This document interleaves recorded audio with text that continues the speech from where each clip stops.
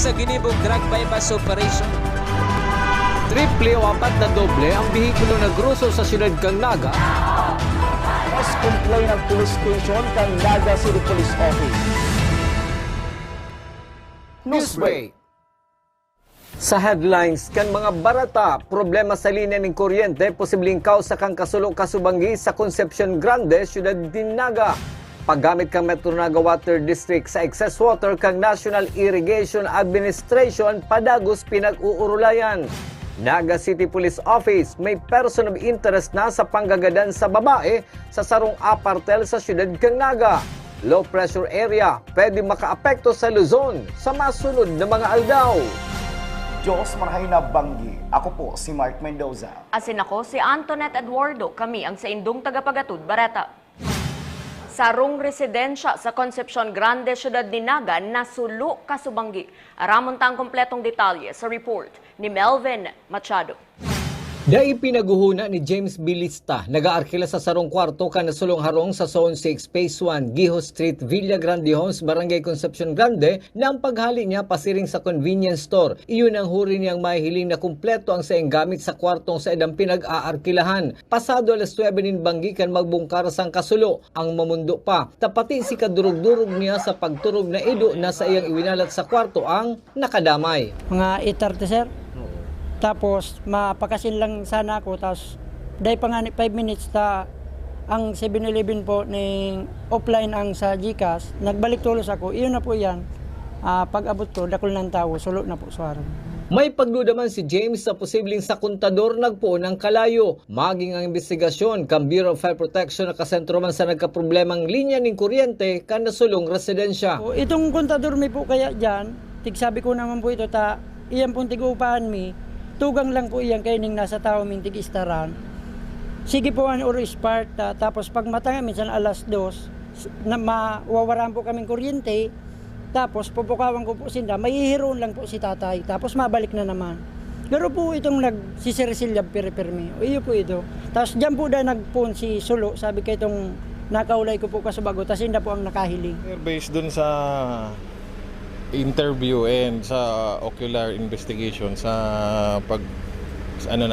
research namin sa loob, electrical ang lead namin kasi ang kwento ni nanay, may naamoy daw siya, so more likely 7 daw patulog na sila bago nangyari yung sunog, so may naamoy siya, and then eventually nag-progress yung fire, nagluwas na sila dahil doon naman sa kabilang bahay nakatabi, umalis lang din yung occupant para magpa-GCash kaso offline, kaya umalis ulit sila, bumalik. Pagbalik nila, ganyan na, nagkaroon na ng sunog na yung bahay, malaki na. Liwat man ang apudan ang Bureau of Fire Protection na maging alerto sa anuman na naobserbaran sa lokang harong para sa saindang seguridad. Maganda sir, instead na i-ignore natin, hanapin natin kung ano yung possible cause. Kasi lalo na kung may fire extinguisher tayo, maagapan sana natin siya. Tapos kung electrical sir ang tingin nyo na nangamoy goma or plastic, maganda i-off natin yung breaker tsaka natin hanapin. Para sa One Media TV 48 Naga, Melvin Machado, Newsbreak. Mientras tanto, tulos nakaabot sa lugar kan kasulo si Attorney Lenny Robredo asin dinara sa sarong hotel an Maglola para dumanmo na magpalipas nin banggi. Kasubagong pagkaaga, nagbisita man si punong barangay Joker rito, kaibahan an mga taga City Social Welfare and Development Office para sa tabang sa mga naapektaran kan kasulo. Sa banggi po, syempre inassist na po sinda, especially yaon po dig dinainod, actually sa ko si BP Lenny. I-assist na po sinda duman sa temporaryong provide ni BP Lenny na turugan duman po sa Sundays Hotel para po makapahingalo na si pamilya. And sabdaw po din kami din po prepare mi din kumbaga kung ma-extend pa po, so ma-provide din kami temporary visiting area duman sa barangay since tayo pa po kaya mag-provide ng sa hotel. And aside po kayan siyempre si assistants nakuha naman po si detalye kang si mga pamilya na naapektuhan, and turok kong sa doya pong barangay social welfare aid, and na-forward na po actually sa CSWD, kaya nga na po sinunod sa DSWD para po ma-assess si tabang po na kayang i-provide, and on the part man po ang barangay, makandak po kami ng donation drive. Padagos sa mga bareta, paggamit ng Metro Naga Water District ning sobrang tubig ang National Irrigation Administration, padagos na pinag-aadalan asin pinag-uurulayan. Aramon taman ang kumpletong detalye sa report ni Christine Reyes. May pag-urulay ng nangyayari katakod kang kakulangan ka supply ng tubig sa mga nasasakupan kang Metro Naga Water District. Kaibara ng National Irrigation Administration. Ang NIA na iyon nagpapatubig sa umahan kan mga paraoma as ininhulitan nagdidikit na ang agricultural land lalo na igdi sa syudad ni Naga, nagbabawas man ang nakukonsumong tubig kang NIA kung kaya igdi masentro si tabang na maitatauninda sa MNWD. Sa pirmahan kang Memorandum of Agreement na pinagibo kang NIA, kaibanan ng Department of Environment and Natural Resources as in National Water Resources Board, nakabugtak digdi na pwedeng gamiton sa recreation, domestic, as in kung ano pang pangangaipuhan sa tubig ang supply na igwa ang NIA. Pinirmahan nindang MOA between NWRB, DNR, and NIA. Iyan repurposing of water, NIA water rights. So, ang mangyayari kayan, ang NIA kaya, nag-distribute yan ng tubig sa mga parauma. Ngunya, nahihiling ta, luway, especially di sa Naga, nagbababa ang agricultural land na piguuma. So, nagbababa man ang konsumidor, kang NIA. Magkakaigwasin daning surplus. Bako lang yan digdi sa Naga, sa Bicol, kundi sa entirong Pilipinas nangyari yan. So surplus lang kang NIA, sobra lang na tubig kang NIA, iyo lang ang kukuanon kang water district. Sa laog kaya katumuwang ito, sinasabi duman na ang tubig kang NIA pwede nang gamiton sa recreation, domestic, sa ano pa man na pangangaip kang tubig. Susukay MNWD spokesperson Chappy de la Cruz. Madali na sana ang magiging proseso kaini, urog na tamay permit naman ang NIA sa NWRB kung kaya tulos man magigibuhan inining paagi. Dagdag pa ni Mr. de la Cruz, ang sobrang tubig ang ilalaog sa treatment plant para masiguro na mayong ati na kaibanan ang tubig asin salbado para sa mga konsumidores. Saka iniilalaog man sa sistema kang MNWD na ipapabulos man sa indang mga nasasakupan na linya. Ang tubig na nakukuha kang NIA, igwa ng permit hari sa NWRB. So gagamiton ta sana, so permit kang NIA, papagamit sa to kang NIA, so permit na ito. Dahil na kita magkakaigwang problema ang pagparalakaw pa ng mga permit sa NWRB dahil may existing permits na to. Kung ano ta lang si sobra, ilalaog ta sinda sa treatment plant. Itong tubig na ito, lilinigon ta, pakalinig ta kan tubig na assure ta na mayong mga bacteria, so ano man mga chemicals or elements na yaon sa tubig, sato na i-inject sa system. Pag napunan naman ang pagtabang kang NIA sa MNWD, ang Line 1 na sakop kang MNWD araw kang Del Rosario, Concepcion asin kang CBD1 ang mareresolberan naman ang maluyang bulos kan tubig. Para sa One Media TV 48 Naga, Christine Alcanzo Reyes, Newsbreak. Mientras tanto, nagpadara naman in surat ang MNWD sa NIA para sa Joint Engineering Survey sa mga dams na iyo ang sa indang magiging source kang supply ning tubig. Tulos man isusunod ang paghanap nin lote para matugdukan kag treatment facility. Magkakaigwaman subuot sindanin benchmarking o pag-aadal sa Manila Water Foundation na enot naman nagtabang sa MNWD kang nakalis na Peña Francia Fiesta. Nagpadara na kitang surat sa NIA para magkaigwa ng joint engineering survey between NIA and MNWD. So, pagkatapos-tapos lang kayan, mahanap kita ng daga na pwedeng gibu na treatment plant. So, and then, mga parameters na padara sa to kang Manila Water, mapatesta ang tubig.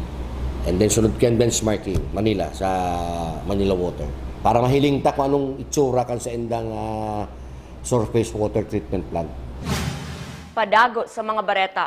998 na konsumidores kan Metro Naga Water District hali sa Banwaan kan Kamaligan, Camarines Sur. Asin iba pang lugar na sakop kan MNWD. An may mga water pump kung saan an mga ini nakatakod sa linya mismo kan MNWD. Susug kay MNWD spokesperson Choppy de la Cruz, may mga concerned citizen ang nagsumbong sa inda. Asin pinaghiling maninda si may mga irregular na konsumo. Pinadara naman nin surat ang mga konsumidores na nakalista. Asin nagkapira pa lang ang nakipagkoordinara sa MNWD. Dagdag pa ni De La Cruz, nagpadara naman sinda ni notice of disconnection sa mga ini, asin may sarong bulan sinda para pakarhayunan sa indang linya. Kung dai talaga makipagkoordinar sa inda, asin dai mapakarhay ang linya, permanent disconnection naman ang itatao sa mga dai mag-comply sa protocol na pinag-iimplementar kan MNWD. From January to September, igo kitang na notaran na 998 na konsumidor na pigsususpetsaranta na may mga water pump. Paano tani na kukuha? Ang inot na kwen dyan is may mga concerned citizens na customer man na nagre-report sa water district. Panduwa, itong irregular na sa indang mga konsumo. But sabihin kayan, si kataid hababa, sa mga pagtaraid niya hababa ang konsumo pero siya halang kawon. So dyan ta nahiling yan. Ang samuyang ginigibong na is i-educate itong mga konsumidor. Dahil kita basta-basta nagpapataw ng penalidad sa inda. So ini-educate ta sinda, tinatawan ta sinda ng 15 dias para ayuson sa instalasyon ng mga booster pumps na yan. Pag medyo, ang mga cistern tank ngunyan, medyo may kamahalan man yan. So, pag day paninda nagibong 15 days, pag nakiulay sa lugar, tatawan mo na naman sinda 15 days. So, at least 1 month ang maximum. So, after 1 month, yun na yan. After 1 month, day pa sinda talaga nag-comply. That's the time tao na kitang penalidad sa inda. Iyang penalidad na yan, maputulungan na kami, notice of disconnection yan. Puputulan mi sinda.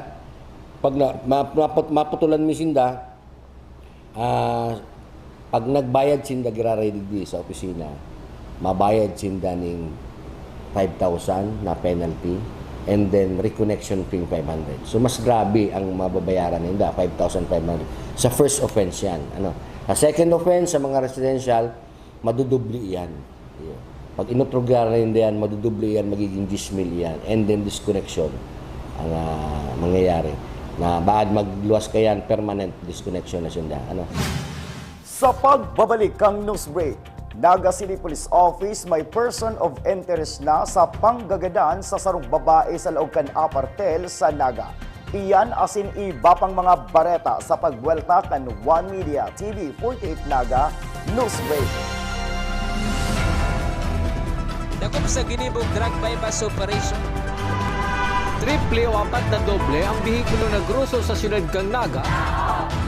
Mas complain ng police station kang Naga City Police Office. News Break. We invest in shaping the future of healthcare. Our investment in the state-of-the-art facilities and the latest equipment means our students gain hands-on experience with the current technology driving the healthcare industry forward. From immersive laboratories to AI-powered patient model simulators to innovative learning environments, our graduates are prepared to meet the challenges of modern healthcare. The Naga College Foundation, College of Health Sciences, your premier leap to becoming a champion of healthcare. Hello, NCF! Welcome to the Naga College Foundation Incorporated. For academic excellence, meet limitless opportunities. Welcome to the home of the champions. Join us as we leap into the future. NCF is committed to providing state-of-the-art facilities to nurture the next generation of professionals. Our first-class facilities are designed to empower our students and equip them with the skills and knowledge needed to excel in their chosen field. Here at NCF Wings, you are a step closer to your dream of becoming a flight attendant. This is the first cabin crew training in Bicol. But at the heart of it all is the newly constructed College of Criminal Justice Education building. The Naga College Foundation Incorporated is one of the 10 schools in the Philippines recognized by the Commission in Higher Education as the Center of Development in Criminology. Our classrooms are designed to facilitate interactive learning, Strategically designed to support collaborative discussion and critical thinking. This building is home to Bicol's first world-class indoor firing range, which provides our students first-hand training in ensuring that they are proficient in firearm safety and marksmanship. from crime scene simulation laboratories to forensic science facilities. NCS CCJE has a wide range of specialized resources to prepare its students for various career opportunities in criminal justice. Unlock your potential today. Join us as we leap into the future.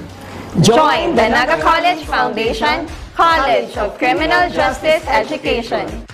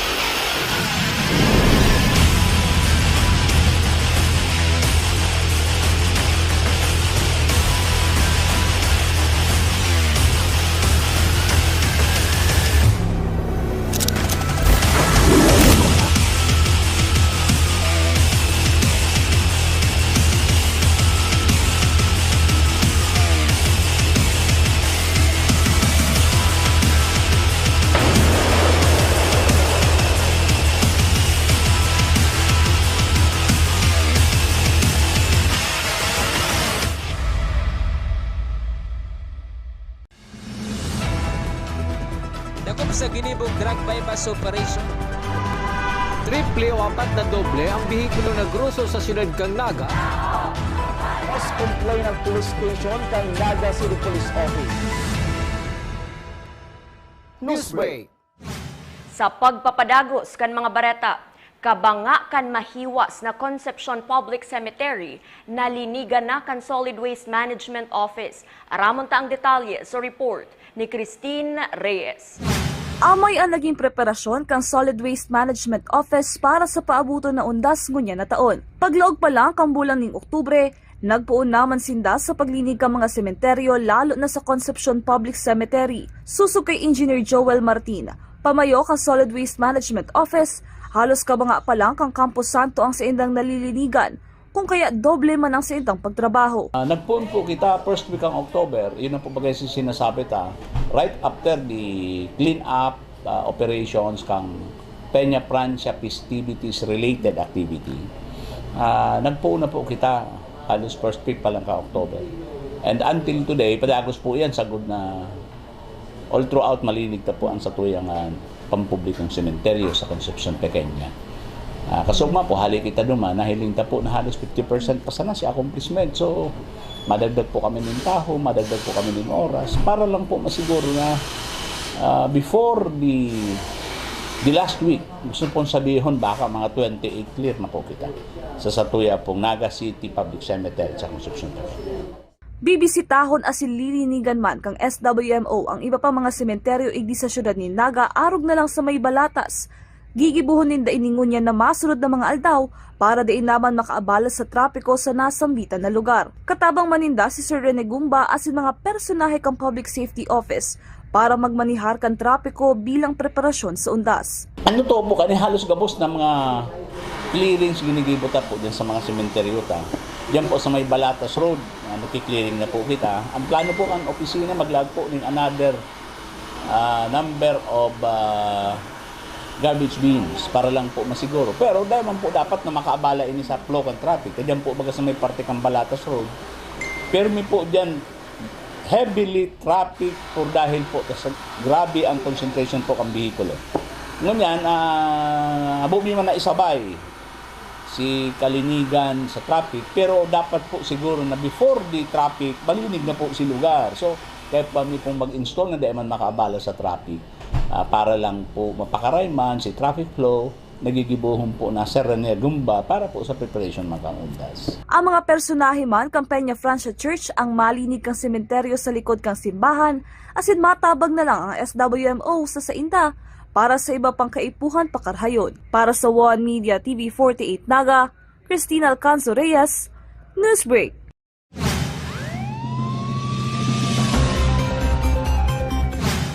Sa Satuyang Police Report, mahahampang sa pagbalgar kang Republic Act 9165 ang 48 anyos na residente kang BNR site Barangay Mabolo, Syudad ning Naga matapos maaresto sa pinagibong anti-illegal drug bypass operation kan Subanggi sa Zone 1 kan nasabing lugar. Sarong sachet nin subuot shabu ang nabakal sa kantidad na 500 pesos mantang may na pidaso nin heat-sealed transparent plastic sachet ang na-recover sa suspect. Yaon iningon yan sa kustodiya kan Police Station number 5. Sa iba pang police report, may person of interest na ang Naga City Police Office sa panggagadan sa sarong babae na taga Milaor, Camarines Sur na nadiskubre sa laog kan apartel sa Barangay Tabuco kan nakalihis na semana. Mismong si Police Lieutenant Colonel Chester Pumar ang nagtao kan impormasyon sa estado kan nagpapadagos na investigasyon sa nasabing krimen. Kabali sa nagpapadipisil na mabistuan sospek, iyo ang kawaranin malinaw na CCTV footage. Padago sa mga bareta, 1,925 na bags na may 10 kilong bagas na produkto kang contract farming kang National Irrigation Administration ang nabakal kan mga nasa vulnerable sektor sa kantidad na 29 pesos kada kilo sa Banwa anin Magaraw, Camarines Sur kan suugmang kadiwa ng Pangulo. Uminabot man sa 590 bags ning bagas sa kantidad na 35 pesos ang kada kilo ang nabakal kan mga residentes na nagdayo sa nasabing aktibidad kan sudma sa pasilidad kang Irrigation Management Office sa Magaraw, Camarines Sur. Sa masunod na aldaw, ang kadiwa ng Pangulo ang madayo sa Libmanan, Camarines Sur, Rinconada, asin Partido area. Sa kamugtakan kan panahon, sarong low pressure area sa may parte kan Guam ang pinagmomonitor ngunyan kan Typhoon 2000 ni Mr. Mike Padua na posibleng makaapekto sa Luzon. Sa masunod subot na 5 aldaw, pwedeng maging dakulang LPA ang nasabing raot nin panahon. Umpisa na natin ang update. Itong latest GovSat at ito po yung LPA na binabantayan natin na yon. Mabagal ang kumikilos, silangan ng Guam. Ito po si LPA 93W sa buong sama ng panahon. Less than 35% ang probability maging bagyo sa sunod na 24 oras. But sa mga susunod na 5 araw, ito po ay mukhang magiging malaking LPA dito po sa may bahagi nito ng Philippine Sea. Silangan ng Kabikulan at may mga senaryo po kung saan po siya pupunta as early as of today. But again, ang forecast po nito ay more than 5 days pa. Pag more than 5 days, nasa 0 to 20% po ang probability. So, marami pa pong pwedeng magbago hanggang mag-blend po lahat ng computer models. Yan po ang babantayin natin in the coming days. I-pray po natin na lahat po ito ng mga information ay umakyat at hindi po pumunta sa ating kapulaan. Mga tugang 6 to 8 days na sana, Pasko na. Ang Christmas countdown na inihatod sa Indo, Canaga College Foundation Home of the Champions, leap into the future. Asin yan ang mga bidang baretang nakalap kan mas pinakusog na puwersa kan One Media TV 48 Naga News and Bicol Affairs. Dahil malingaw na i-follow ang samayang official Facebook fan page One Media TV 48 Naga. Ako po si Mark Mendoza. Padagos kaming mahatod nin mga baretang garantisadong nangingenot as sinapapanahon. I-hit ang subscribe button sa samuyang official YouTube channel, One Media TV 48 Naga, tanganing updated kita sa mga bareta asin istoryang bida, an Bicolano. Ako si Antoinette Eduardo asin ini, an One Media TV 48 Naga, Newsbreak. Dako sa ginibog drug bypass operation. Triple o 4 na doble ang bihikulo na gruso sa siyudad kang Naga. Mas complain ng police station kang Naga City Police Office. Newsbreak. Flight attendants, prepare for takeoff, please.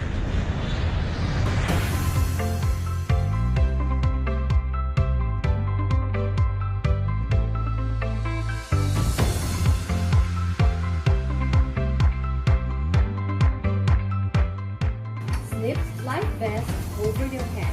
Take the tape around your waist